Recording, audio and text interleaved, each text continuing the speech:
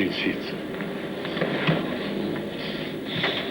But I'm all alone now. I don't have anybody anymore. Now go on writing the script between you and your mother. I have to be myself. I want to tell you, because you never listen. But I have to live my own life. I'm not you. Does she hear you? Does she hear you? What? I don't think you're me. I don't expect you to be like me. I have my own life. You know that.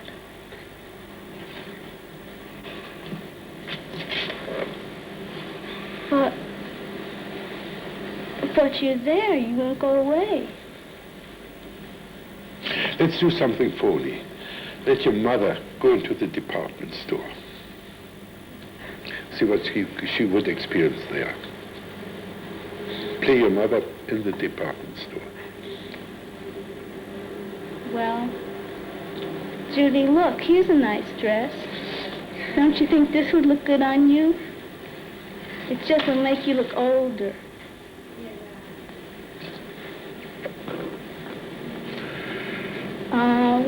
Well, let's see what size it is. Oh, it's a 9. Do you think a 9 would fit? Okay, now you are allowed to talk back to her, or talk with her when she says, wouldn't this fit, and so on. But I don't like that. I don't like the color. But you, what color do you want? I want red. But you look terrible in red. You know you don't look good in red. Are you aware how much more alive you are when you play your mother? Yeah? Then your voice at least has some kind of quality. Now comes the $64 question. How old are you? 21. 21. And what do you need a mother for? I don't need a mother. Well, tell her that. I don't need you. I don't need you. What does she answer? I know, but you know we're here just in case of an emergency. You know where to come. Now go on writing the script. But in case of an emergency, I want to be able to do it myself, you know? I don't want to have to need you for an emergency. Yeah, I know, but you know, just in case, if you need money, you know, something like that. But I don't need money. I'm doing all right by myself. And if I didn't need it, I'd find a way myself to get it. Now you're always talking more or less defensively. How could you, if you don't need your mother, how come you don't get rid of her? I don't know how. Now, I'll give you ideal Fritz. Put him in that chair and ask him how to get rid of your mother. He is your own psychiatrist. I've thought about this a long time, and I'm really hung up on my mother. And I think you can tell me how. Now play him.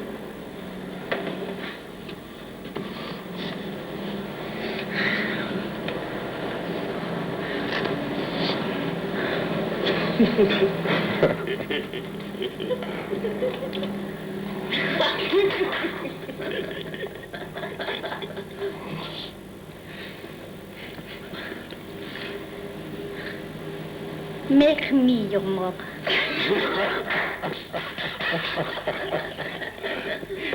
I am your mother. What will you do to me?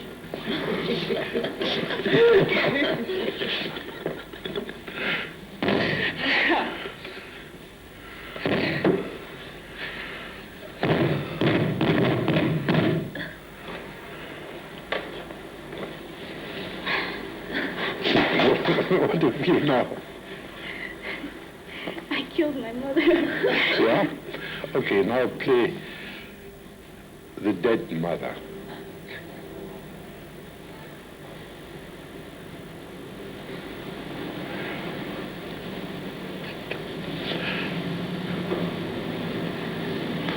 What do you experience as the dead mother? Pain. Express it.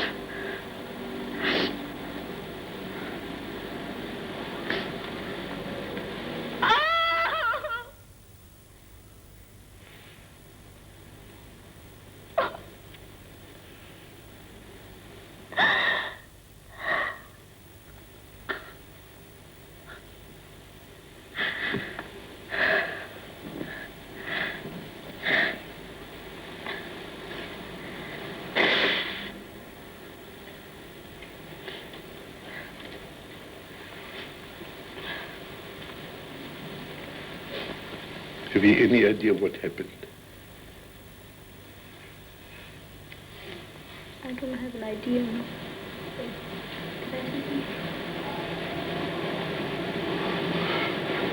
Come, you take that chair. You still need your mother. Otherwise, you wouldn't have felt so much pain, you know, that you killed her.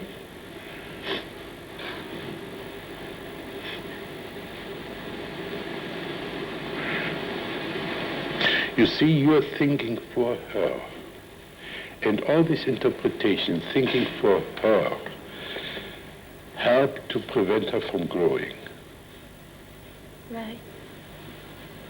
This is exactly what we're trying not to do. We're trying to frustrate our patients. We want to force them to develop their own potential, to learn to stand on their own feet. If she doesn't know what happens, I don't know. I can only fantasize and might give completely misleading suggestions.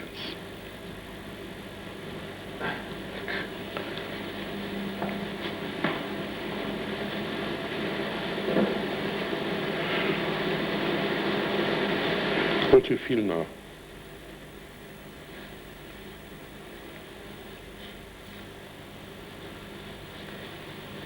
I still feel cut off. You feel cut off?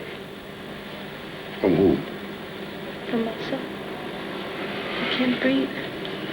Close your eyes and enter your body and give us exact detail how you prevent yourself from breathing. Can you take responsibility for what you're doing to yourself? I'm closing my throat. Yeah.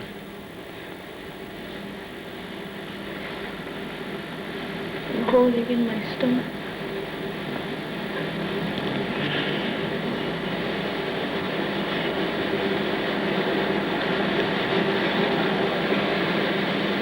Tighten my mouth.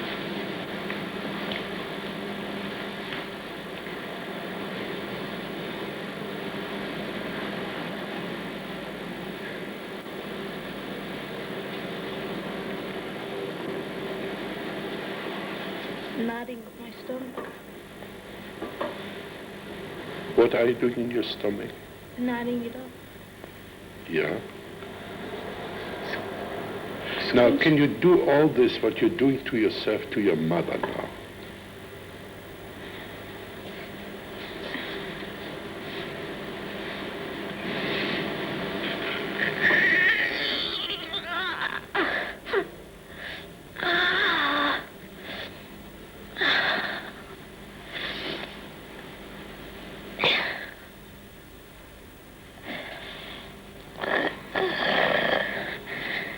Make no noises with it.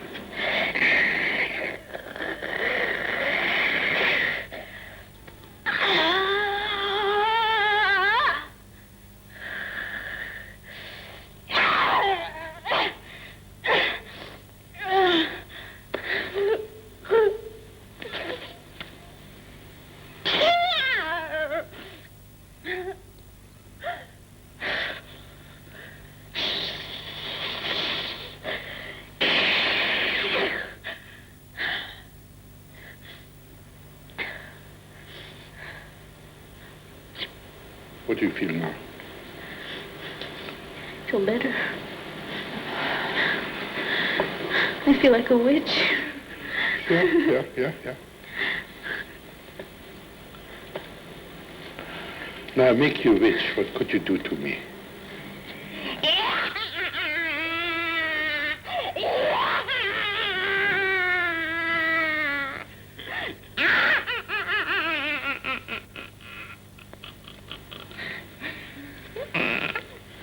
You enjoy being the witch?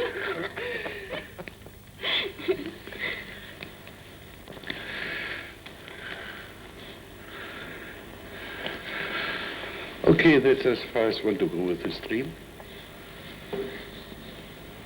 I just want to say a bit more about, let's call it for the time being, the dream technique and the historical context. It, so to say, derives its source from two other psychiatrists. One is Moreno in the psychodrama. The disadvantage of Moreno's psychodrama is that he has to pull in other people. And then the role is falsified by the uniqueness of that other person. If I let the person himself or herself play the different roles, then we know we are at home. The other father of this technique is Carl Rogers. Oh, first I have to say there's another difference between the Moreno technique and this one. Moreno usually confines himself to people. But there's so much invested in the objects. So if we make the objects alive, and I can't go now into the relationship to the deadness of a person, and again, we have more material to assimilate. Now, the other person is Carl Rogers, his feedback technique. Only I don't use just sentences for feedback. I feedback the experience and make people listen to each other. Designed to show how this process works with 3 different therapists. First, you've seen Dr. Carl Rogers, founder of Client-Centered Therapy, at work with Gloria, our real live patient. Now we invite you to observe Dr. Frederick Perls, founder of Gestalt Therapy, with the same patient. He will first describe his system of therapy and then demonstrate his work. Following, he will comment briefly. Now, Dr. Frederick Perls. I am to interview a patient, and I'd like to give you some thumbnail sketch of what Gestalt therapy stands for. Gestalt therapy is working on an equation: awareness equal present time equal reality. In contrast to depth psychology, we try to get hold of the obvious, of the surface, of the situation in which we find ourselves, and to develop the emerging Gestalt strictly on the I and thou, here and now basis. Any escape into the future or the past is examined as a likely resistance against the ongoing encounter. Modern man has alienated, given up so much of his potential that his ability to cope with his existence becomes badly impoverished.